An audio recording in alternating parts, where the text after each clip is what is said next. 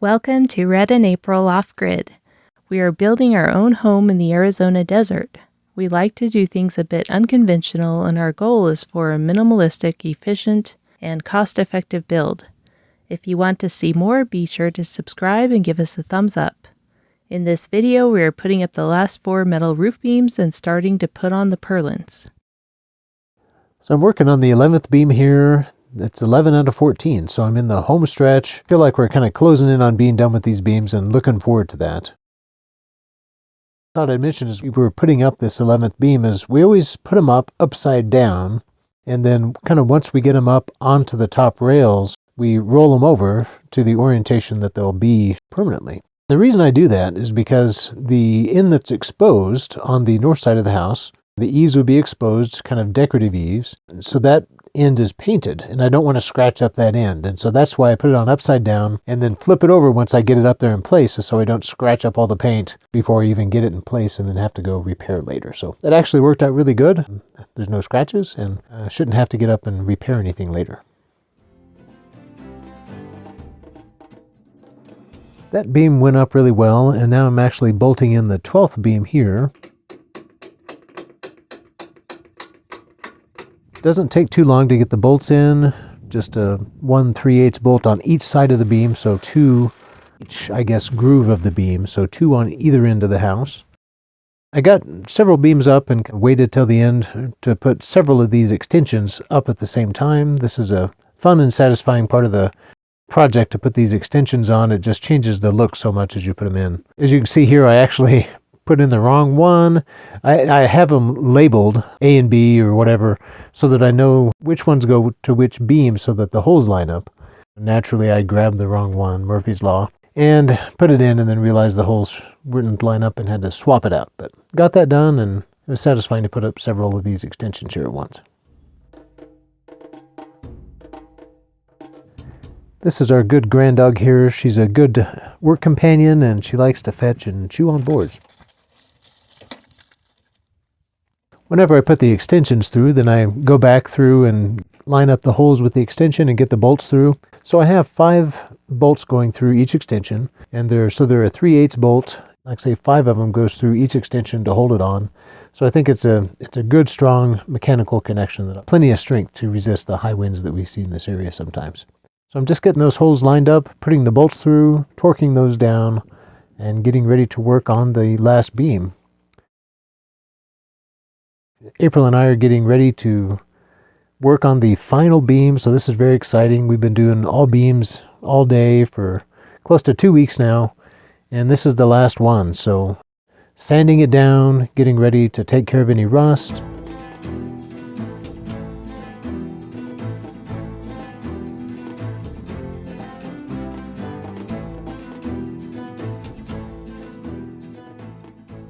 Once I've taken care of the rust, I put the 2 back to back and then kind of clamp them together, get them all lined up and true to each other. And then I use clamps to hold that in place while I start drilling the holes for the bolts. So I got to tell you about the most amazing drill bit ever. And this isn't a paid promotion, but I was just so amazed by this drill bit that I have to tell you about it. It's the DeWalt Cobalt drill bit set with the pilot point, made in Germany. The drill bit that I used to drill through these beams is absolutely amazing. So I'm drilling through 2 beams and sometimes 3 beams, and I'm drilling 18 holes per beam and 14 beams. So I'm drilling hundreds of holes through multiple layers of metal, which is really hard on drill bits. And one single drill bit did 95% of these holes, and that drill bit is still good. I actually had 2 identical drill bits, and one of them got caught and broke. And then I went back to using the other one, which wasn't even totally due yet, and I was able to finish them all out. So believe it or not, I think it's absolutely amazing, because I used to be a machinist, and I've drilled into metal a lot, and I've never seen a drill bit that stood up to metal like these things do. I didn't have to sharpen it, but it drilled almost every hole for every beam here. I think it's truly amazing, and the drill bit is still good. I also like about the drill bit is it has that pilot bit point, which is super handy and works awesome. The drill bit doesn't want to walk. It drills straight into the metal. Drill bits are absolutely amazing. If you need to drill into metal, they're just wonderful. Here we are putting up the 13th beam, so second to last. want to remind you too, so these are 25-foot beams. That's the longest we could get on our trailer. And it actually worked out really good because we like the way these extensions look going off the front of the house.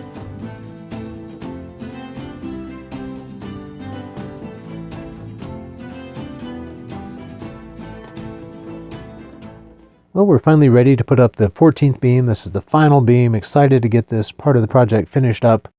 But this beam is tricky. The other beams needed to be put up on the top rails and then slid over into place because they kind of lock into that block board that I have there.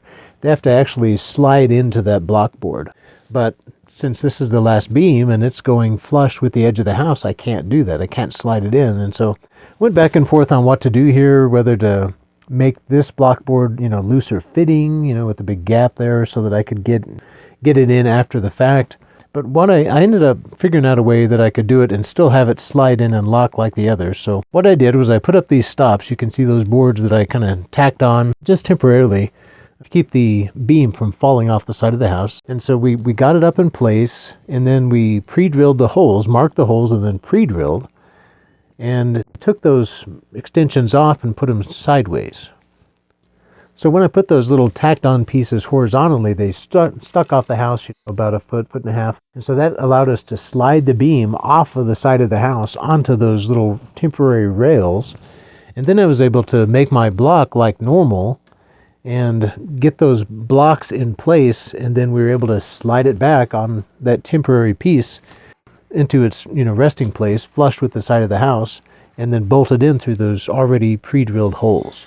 So it actually ended up working out really good, and every single beam is locked in with these spacer blocks that actually go inside into the web of the beam and physically lock it in place. I did have to make this set of blocks a little bit different from the rest to fit this end beam. This end beam is a little bit closer together than some of the others are, and so I had to make a special block for it. So now the good part, we're ready to put the final 2 extensions into place and officially finish the roof beams up. Since we had to make these extensions, special for this roof in order to get the length, the extra length on the beam, we thought about enclosing this overhang, this 4-foot overhang on this side of the house, and just having like traditional eave, where it's covered with some kind of a ply sheeting or something like that. But I didn't love that idea, just didn't sound very attractive. Then we got the idea of actually leaving these beams exposed. And so when we decided to do that, then I made the extensions different. I put them face to face to make a square beam with kind of a shield piece on the front to make them decorative. And then we're going to have exposed wood up underneath that'll be stained and sealed. So I think it'll be really pretty, hopefully, eventually.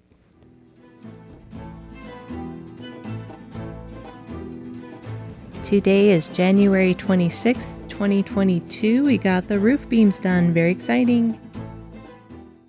After finishing up the beams, I wanted to put on the first purlin, which is really just a board to tie in all of those block boards together. So all those block boards that I put in between the beams, I'm putting a board across lengthwise. That's basically the first purlin, but it comes up flush with the face of all those block boards, and it goes over the block boards and over the beams, and it's bolted to the beams and screwed to the block board, so it ties all that in together.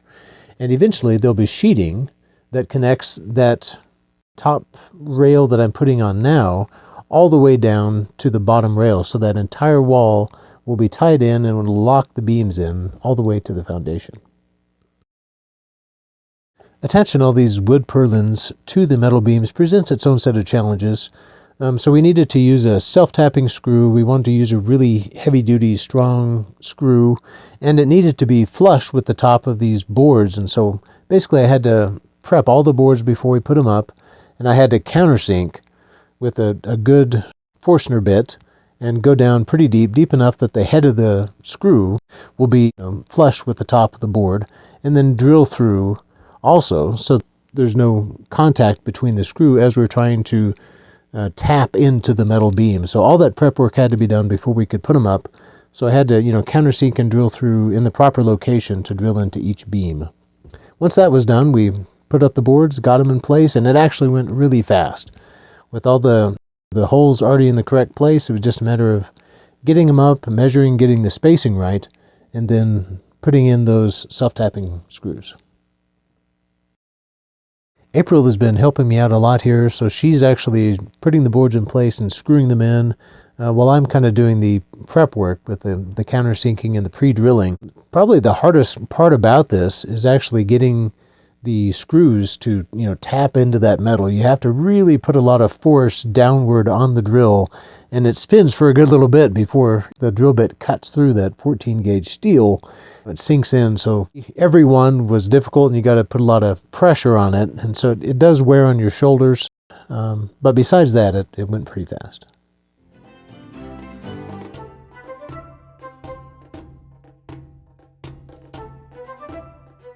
I'm putting these boards on a 16-inch center, which is really close and should provide a lot of strength for the decking material and basically for the roof, so there won't be any issues with walking around up there and working on the roof after it's in place. It should be a good solid deck.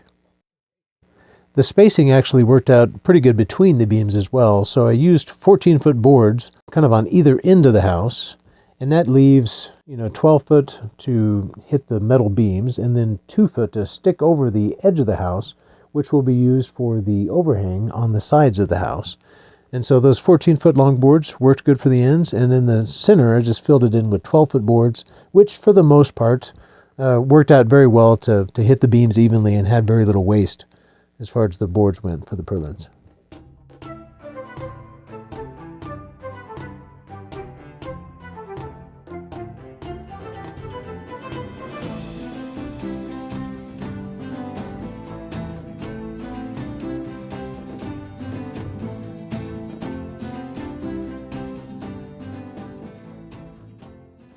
April and I were able to get up about half of the purlins on the roof the first day, and then the next day a friend came over and helped me finish up the rest, and then we also got a little bit of headway made on the next phase of the project, which is to put purlins on the underside of the beams for the ceiling. So these boards that we're putting on the underneath of the beams will be basically like purlins, except underneath. Purlins probably isn't the right term, but I don't know what you're supposed to call them. But anyway, it's the same thing as the purlins on top, except underneath, and it's basically to attach our roof sheeting to. So whether that's sheetrock or tongue and groove wood paneling or whatever, this will be what we attach that to on the underneath, so on the ceiling of the house. To attach these boards underneath, we're using self-tapping screws again. These are a little bit smaller and the head isn't quite as thick, but I still had to countersink each board and pre-drill. What we found was really difficult on these is actually applying enough pressure in the upward direction, to get these self-tapping screws to drill through that metal. It was really hard. It takes a lot of pressure, and so that was it's kind of difficult to do for this whole ceiling.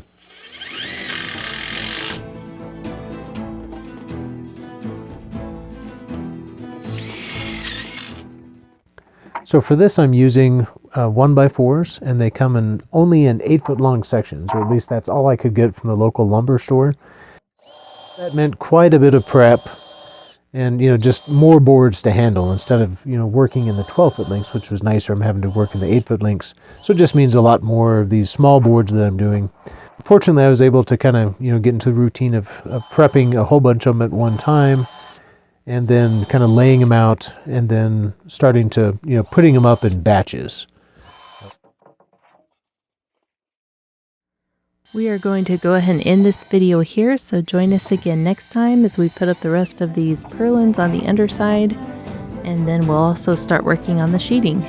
Thank you so much for watching, and don't forget to like and subscribe.